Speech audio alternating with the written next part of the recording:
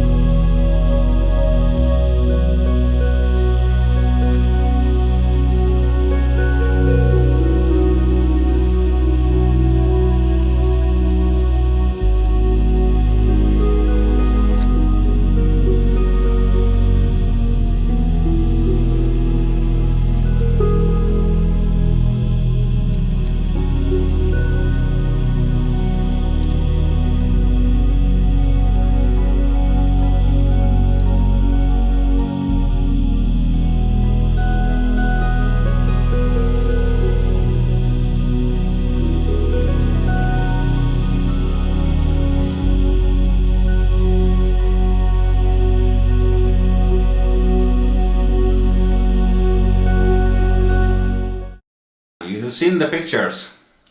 So my experience with this, I've had it in 2 weeks. So I can, you have probably seen if a lot of videos about this one on the net. People used it and so on. I just want to tell you my experience with it and what I think. So let's start. I can turn it on here. The positives.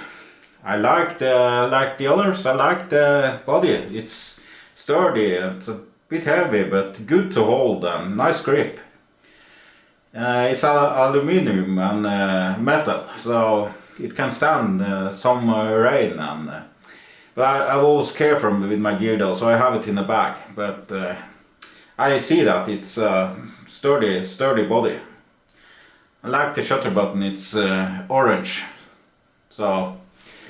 Not much about the body. It's but you can look at the screen here. It's quite easy, not many menus, so you can customize the buttons. So you simply drag down here and you see here the f-stop and shutter time, ISO. So here you have some what you signal, continuous, timer, and so on. And here you have a centigrade spot and what meter metering on the light. And here you have I always shoot in manual, but you can choose different. And so you can just slide it here. Here is, if you have a Sony and know them, there have been a lot of complaints about the menu. I have no issues with it, but this is a lot simpler. So it's great. You have the storage here, the hard drive, and you also have the ECF Express. I don't use it. The hard drive is 1 terabyte. It's more than sufficient. So it's quite easy to use for that button. You have some buttons here. A big screen, that's positive. I can tilt it somewhat. So that's great. And you have a focusing point here, you use the thumb. Or you can customize via some of the buttons here. I just use the thumb.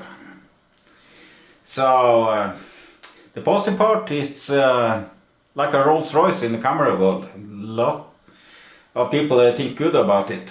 And I like the body and the shape of it and the feel of it. I like the quality of it. But it has some flaws. And that I will tell you for the next part. Now, the bad parts. First, it's expensive. This lens, wide lens 25, it costs $5,000, about 50,000 Norwegian kroner. That's one. As a if you do assignments and so on, portrait jobs or weddings, you probably need at least one lens and preferably a body, two bodies, but it's a Hasselblad and it's expensive. The body itself, I got it, it's a demo used, 100 shot, so I got it cheaper.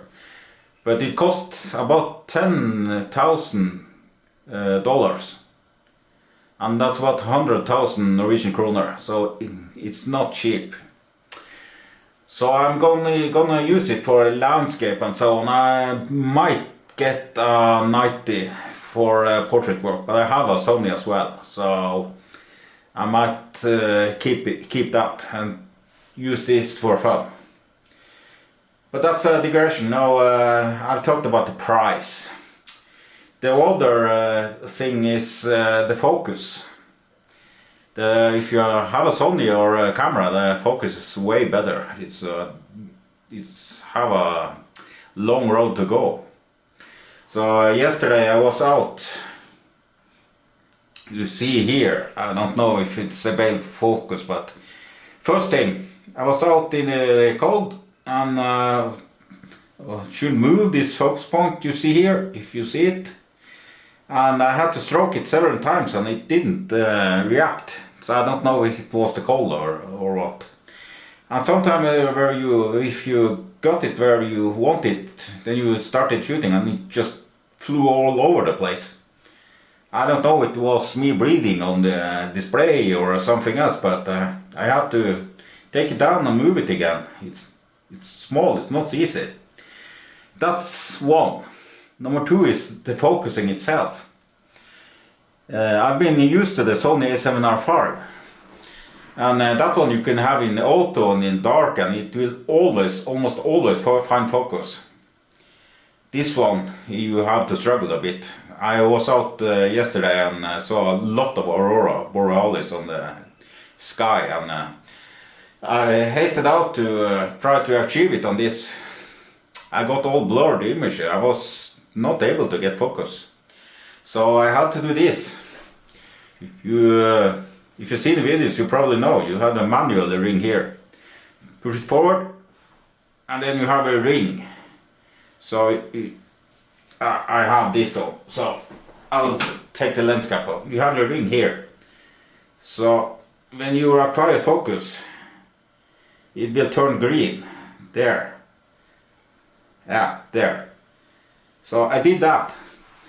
And the aurora pictures you see in the pictures I've showed in the video, they were taken manual. So they are all tack sharp. So that's the way to do it. It's not good in the dark. So that's a concern.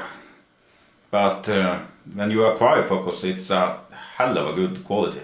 Very good. Simply the best. I forgot on the positive part, I can name it here, the colors itself. It's very pleasing to watch. It can be a bit dull. It's if you like, when you can adjust it in post.